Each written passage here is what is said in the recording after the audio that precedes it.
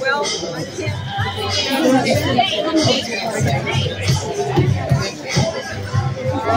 I hope we can help. Just lean up against the house.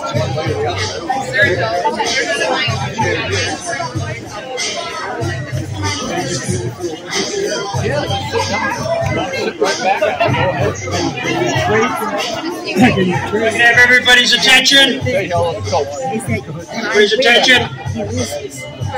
To put into some backdrop while we're listening to the music in the background, everybody knows we're in a facility where the very first professional baseball game in Jamestown was played, known as Municipal Stadium, in 1941. We also know that in 1997, this same stadium name was changed to Russell E. Dietrick Jr. Park to honor Mr. Baseball.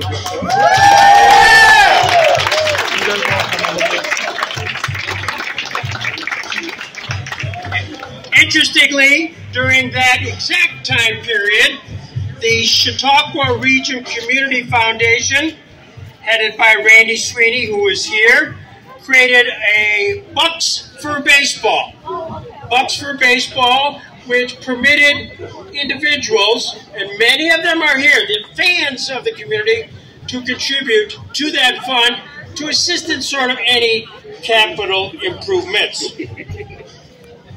And that fund had some activity early on, and we now have the current Chautauqua Region Community Foundation President, Tori Ergang, and we'll refer to shortly. The fund laid somewhat dormant. That, for us, was the good news. For 2019, the team, which was here known as the Jamestown Jammers, decided they were going to won the championship and decided to leave. And they decided they were going to sell the team that was affiliated with this stadium, and this stadium might have gone dark. That would have been sad. And so, through a bunch of phone calls, we persuaded the then current owner if he might gift the franchise to Jamestown. And prevailing wisdom was such that that individual said if you create a community group, he would donate the franchise to a Jamestown community group. So the mayor called me and said, Greg, what are you going to do about this? And it was really only one quick answer: call Russ Diethrick. And so we called Russ Diethrick. What do you think? Would you like to be part of a Jamestown Community Baseball LLC? And he immediately, of course, said yes, which is the creation of what we had today. Now, we had a new general manager at the time. His name was Frank Fanning. Frank Fanning convinced us that as a new ownership, we should have a new logos. We weren't all in agreement, but he did it. Hence, it resulted in a company out of San Diego called Grandiose that created the Tarp Skunks. In fact, we have that little whiffy right there. There, show that. Beautiful. And so that was created. That same Grandiose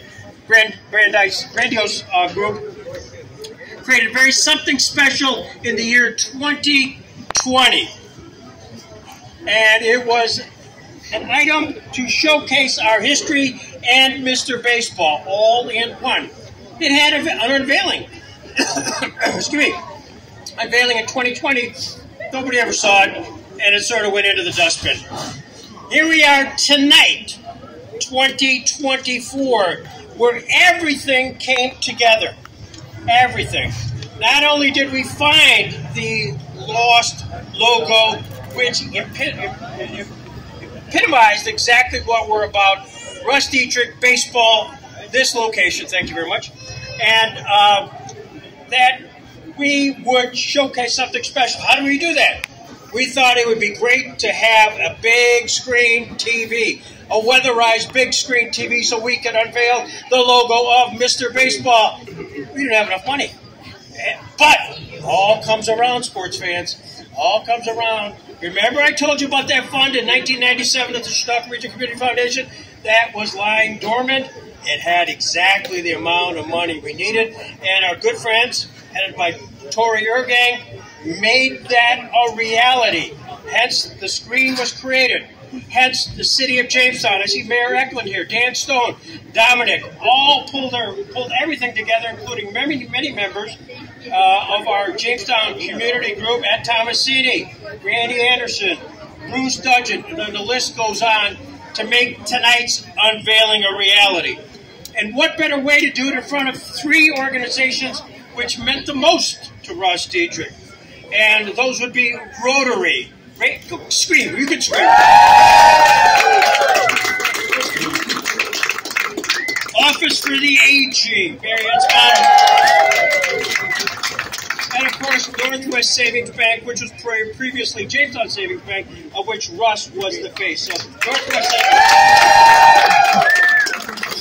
So they all sponsored this special evening for this special unveiling, and I can't tell you how this came together perfectly with weather, timing. The TV came yesterday to pull this all together, and with a whole lot of work. So, without any further ado, over here, draw attention. I know you can't see it.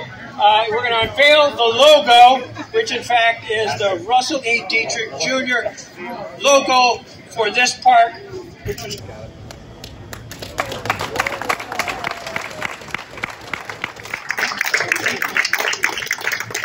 Now, this is what you're going to see when you come in here. You'll see that logo, unless the real reason you're here, you're going to see there's baseball going on.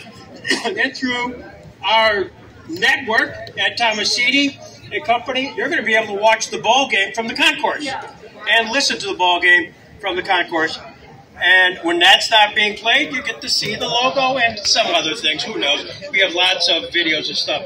So I just want to have one final applause of recognition of the guy who really makes all baseball a reality. We're just players in his game.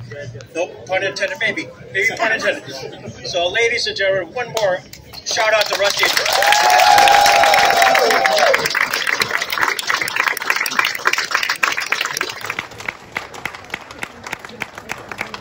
Russ, you know, Russ, would you like to say something, Russ?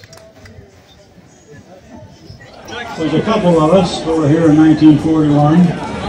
There's some that are here now, and they'll be here another 1, 2, 3, 4, 5, 6, 7, 8, 9, 10, 7, 30, 40, 50, 60, maybe 2,000 times later to enjoy this wonderful place and this wonderful ball game. Baseball has meant a lot to our city because we've had professional baseball here at the stadium. Many of them, 2 of them, went to the Hall of Fame. Many of them went to pro baseball, and many of them come in to play at Jamestown as a visiting team, and they also had some of that pro team went to the pros and went to the Hall of Fame, and it all happened here. But the nice thing about this ballpark, the gate was not locked after the professional team left when the game was over. It was made available to the community. For the city recreation department used this stadium for a muni league program. The high schools played here. The colleges had their playoffs here. And the kids had a chance to come down here and play at the stadium. And there was always an opportunity for that to happen. And it seems because of the support that went on tonight and all of the people that are here and that have such a strong feeling for it, it's going to happen again and again and again. And nothing can be better than that. So, I was born on October 9th, 1934. That was the last day of the 1934 World Series. And I was born at home. So as my mother was laying there, she was keeping score of that game between the Cardinals and the Tigers. And she was keeping score of the game for my father, who was a coal miner, and waiting for him to get out of work. So when he got out of work, he would come home and he would have that score. And that night, when he got out of work and come home, he had that score, and he had a little head in there also. And I had a gift. It was a gift that just couldn't be overwhelmed by anybody. to have the name Russell E. Dietrick Jr. carrying the name after my father. And it's been wonderful to do that. I've had many people along the road say, "You're Russ's boy?" Oh boy, that is wonderful. That is a wonderful time. Glad to know you. Is there anything I can do to help you? Is there anything I can do for you? And all of those wonderful things happened in this community.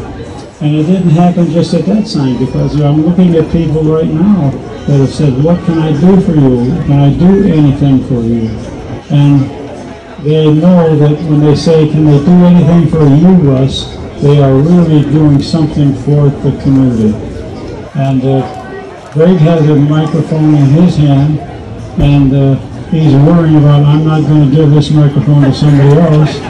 And so I would just want to say thank you so very much to all of you for being here tonight and bringing these thoughts back to us today. And it's just a wonderful, wonderful experience. And it will last in my life forever, because you people played a role in it. It's just overwhelming. So God has been so good to me because He has brought me into your life. God, thank you. Thank you for being here tonight.